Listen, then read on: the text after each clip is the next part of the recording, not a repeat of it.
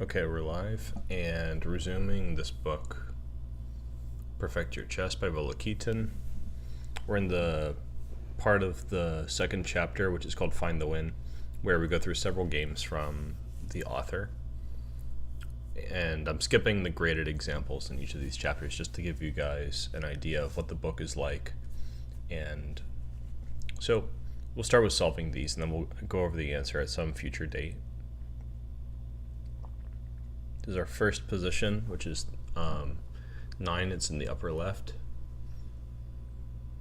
And I'm about to make the position show up on the board. I'm just getting my bearings.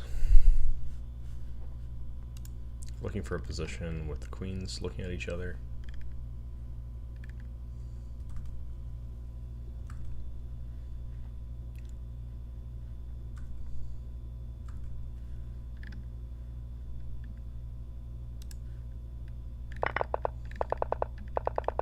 Hopefully I have the right game here.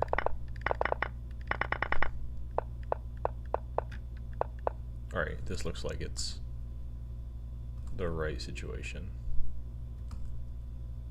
And it's black to play. This is our critical moment.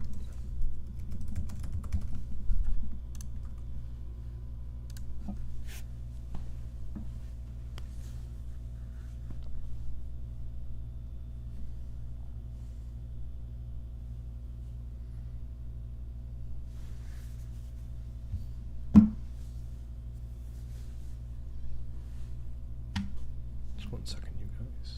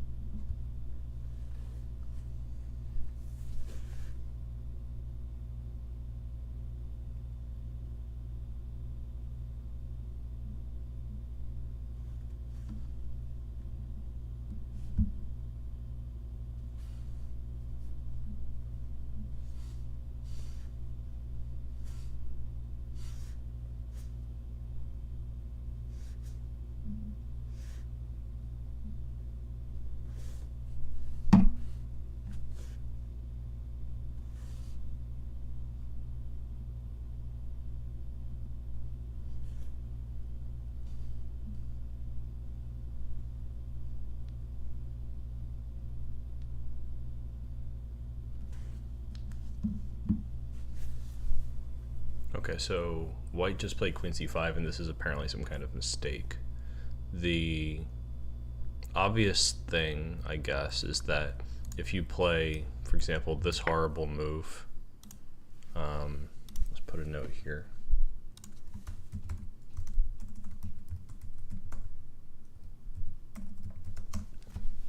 Then there's a back rank mate. So this is why it is not that move. But the queen is hanging, so if there were anything that might change the status quo, then it would be a legitimate try.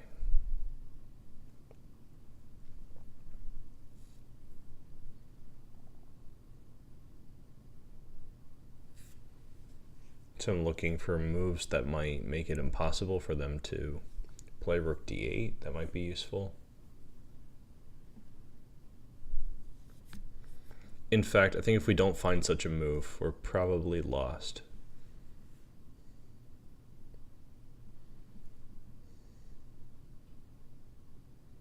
Yeah, because it's hard to protect the rook on b6 and not get back rank mated and not lose the queen on e7. So these are our factors at play.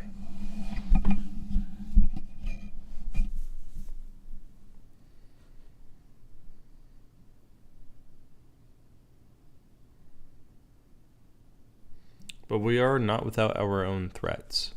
After all, if we played, just as a sample, a move like queen g5 and they captured it with the bishop, there's rook takes h2 mate. Hello, Luis. Oh, Samus, thank you. Thanks for the follow, and I'm glad that you're able to tune in. This is sort of an impromptu stream Well, not impromptu. I'm trying to adhere to my schedule, but as you might be aware, things are a little bit chaotic. So the timing was a little off. So I'm glad you guys can make it. I was just wondering here about how one might capture and win this queen on c5 without getting back rank mated. So that's where I'm at right now.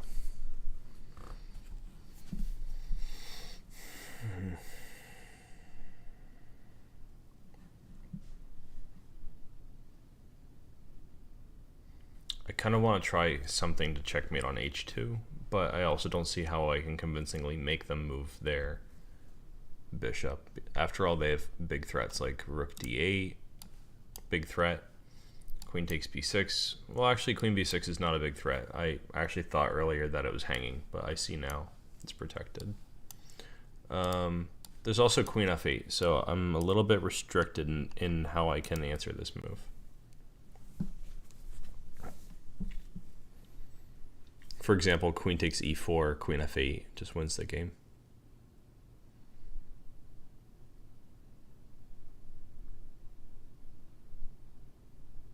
We are not without our problems.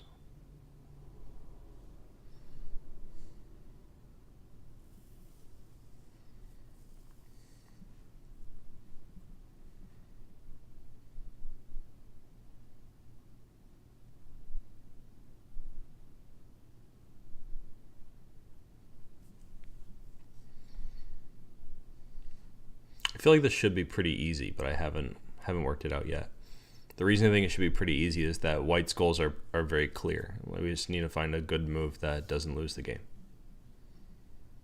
I usually find puzzles like that much more tractable.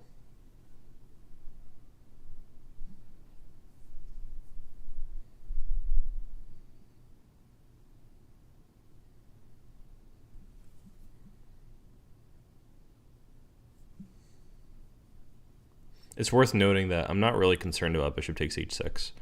I think that if they capture this rook, then when we capture back with our own rook, we are resuming the threat on h2 in a really serious way.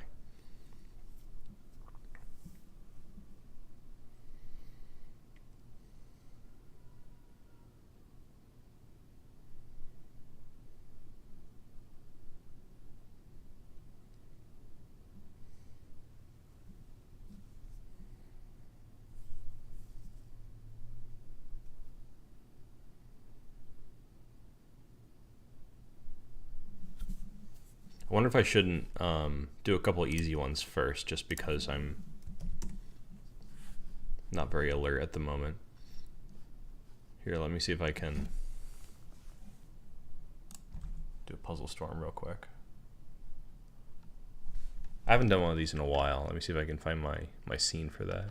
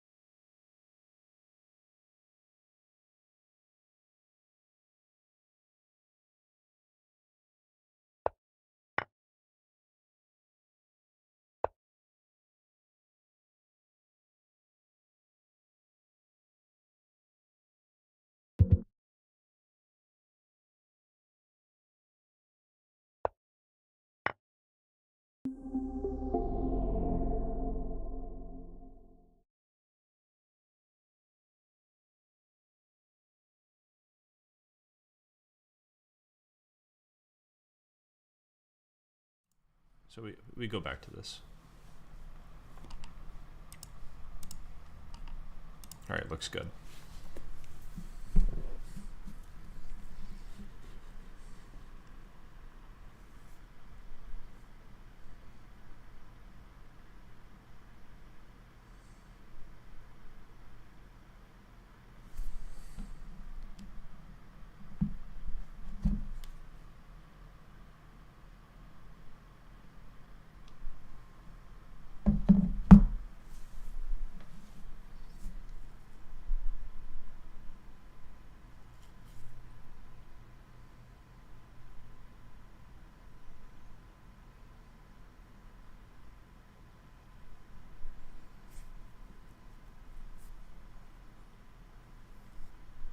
I don't think I can really play a move that gives up the queen, because then all the back rank threats come in even worse than before.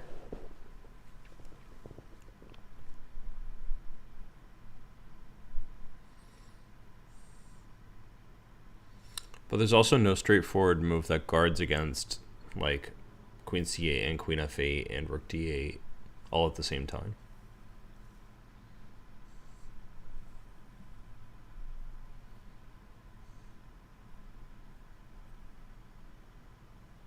So how about this forcing move? Rook takes h2. Bishop takes is forced. What good does that really do? Oh, then I could play rook h6.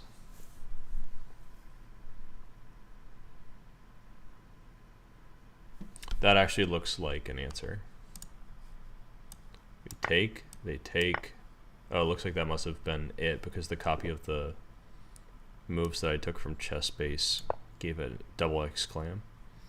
Yeah, so this is it. This must be the answer. And then we can go ahead and win all the material. It looks like this is where the game ended, if I am judging right from the notes. Oh no, this is just a line. They actually did not play this in the game. Interesting. If I just scroll forward, it'll show that they played rook d6. Weird move.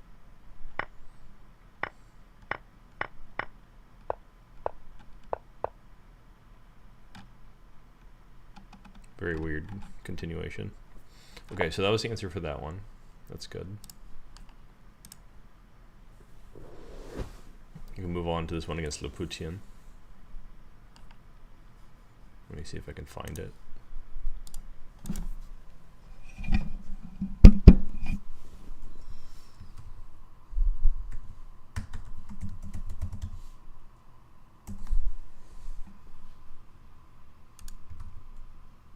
And we're looking at their game from 2004.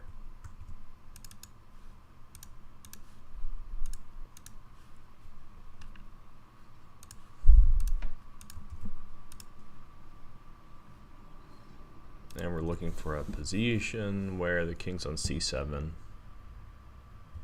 Okay, so let me see. Where do they play that move? Maybe here? No, the rook is on h7 in the diagram. Okay, so it's already there. And bishop e8 is played. Okay, this is our diagram. White to play.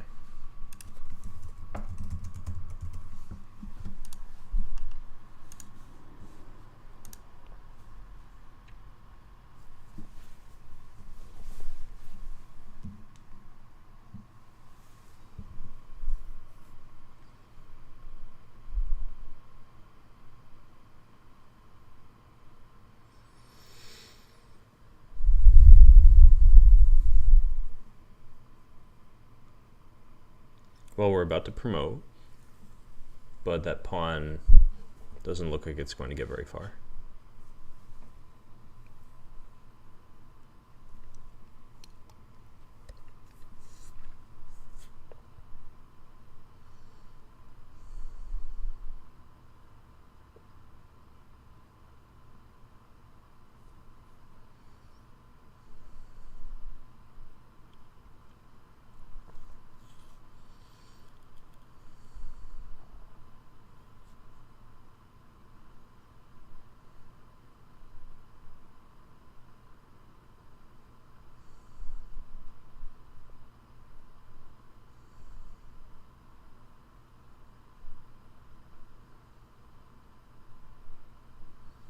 I could see some normal move like rook b1 being played, but probably that would allow black to play something like e5, intending to play e4, shutting out the bishop.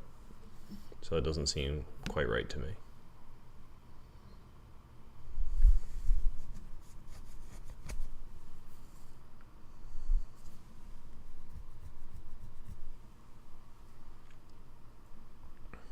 The fastest way to lose a piece is probably c4. After d takes c4, the bishop on d3 is lost. Even if you played rook c1, they could play rook takes d3, so that's definitely not it.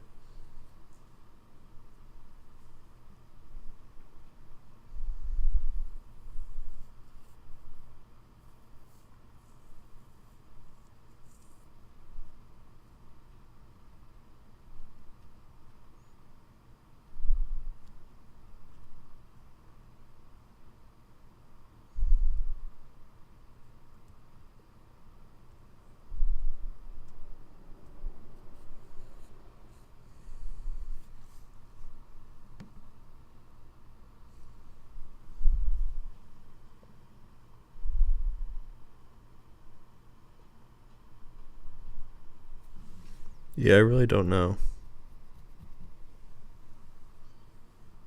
I'm looking for forcing stuff like f4, but then there's just rook takes g3. Doesn't seem like it really helps at all.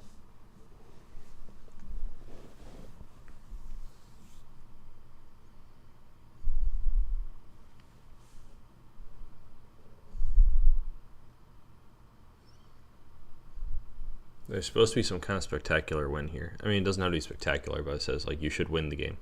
Winning one positions is the theme.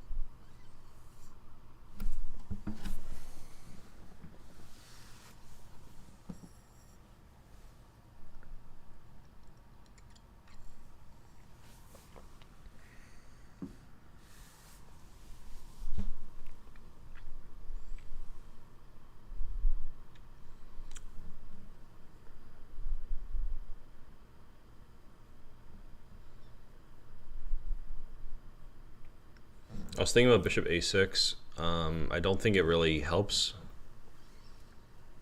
but it's worth noting that if they played king b6, we would play rook b1, king takes a6, and b8 queen. That would probably be good enough. But they don't have to play king b6. They could play like rook b8. And there's not really even a threat of, for example, rook h8 not helping so much. Because even if we played rook takes e8, when they play rook takes e8, both the king and the rook are guarding b8. Not that useful.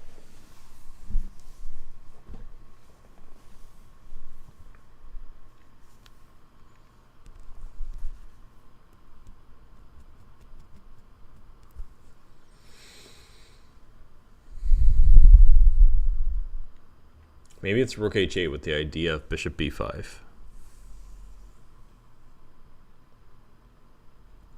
Because if they play king b7, I think bishop b5 wins a little bit of material. This is my idea. And just to illustrate, this is winning a piece as far as I can tell. So I think that's a mistake.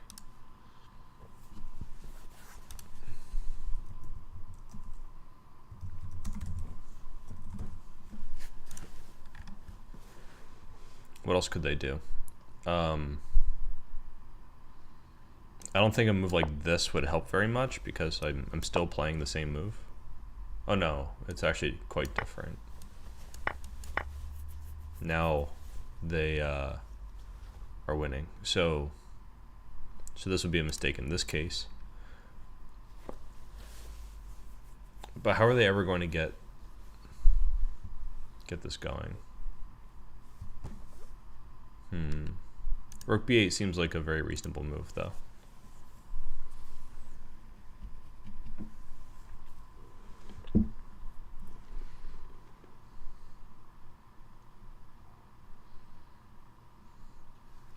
I could probably just defend the pawn. Maybe they'll go here. I don't know. I'm not that convinced. I think rook b8 is a pretty solid defense.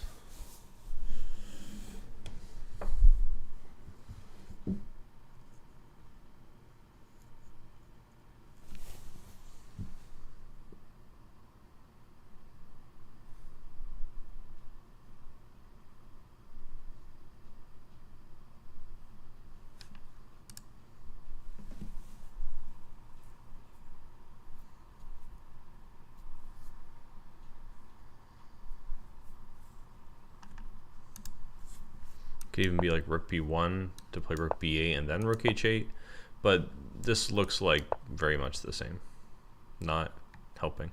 So I think rook b8 is what they want to play. This does illustrate that point. So if we could prevent that, that would be pretty cool.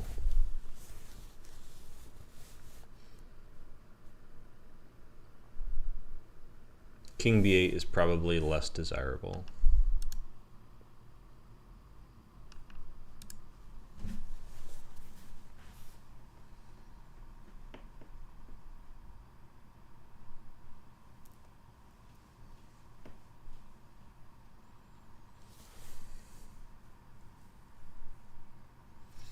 I'm kind of set on rook h8, because after rook b8,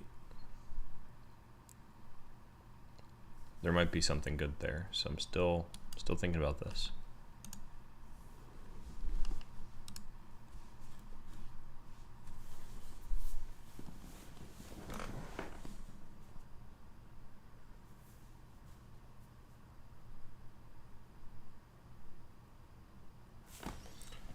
Nah, I don't know about this, because after rook h8, rook b8, I think all I can do is resort to rook b1 and bishop a6 to support my pawn. And meanwhile, they're playing bishop c6. So that's not quite right. Should be something else going on here.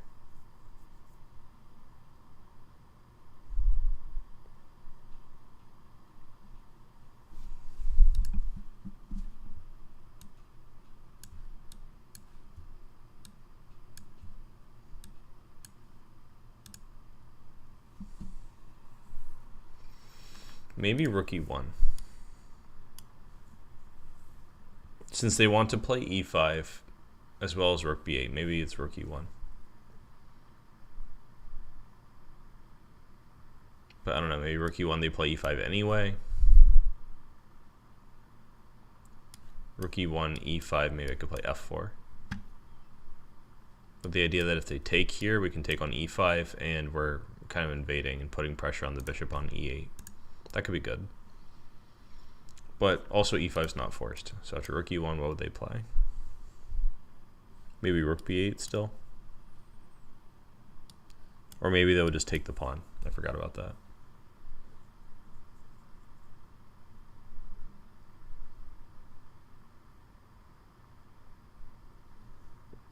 And at this point, if we play rook h8, they can play rook b8.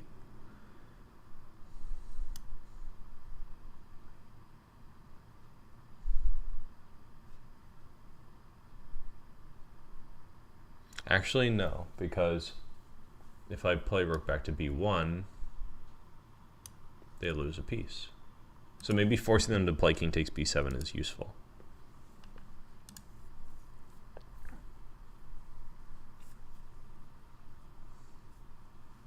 So what if I play rook e1 and rook b8, not king b7?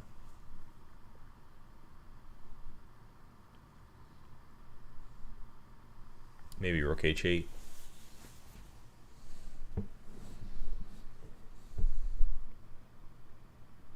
And they still can't play king b7. They can't play rook b7, so they'd probably play something like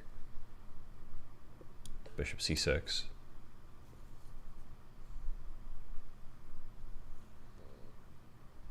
No, even that looks fine for black.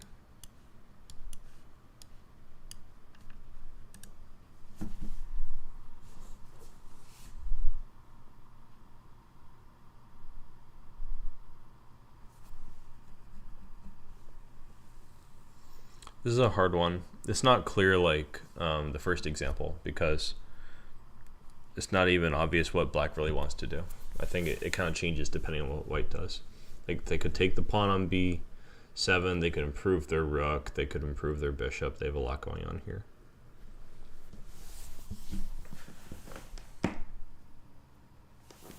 The momentary opportunity is in that they need to protect f7. And they haven't taken the pawn yet. So this is a very, very transient moment here. I just noticed that when I play rook e1, I can actually respond to rook b8 with rook takes e6. Like this.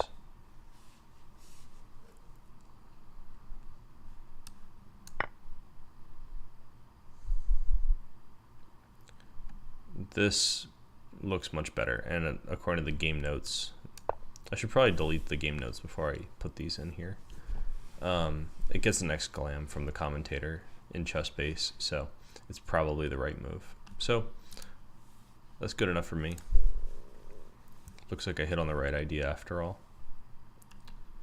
I think I'm probably gonna wrap up early today. I'm just tired, need to go to sleep. But that's the whole point, right? These are the chess bedtime stories, to put you to bed. So I'll go to sleep now. Thanks for tuning in, guys. I hope these examples were good and that you guys liked my puzzle storm earlier. I will be uploading some stuff tomorrow, but my next live stream will probably be Friday morning, assuming that nothing chaotic happens. So you guys can look forward to that. Take care. Good luck with your chess.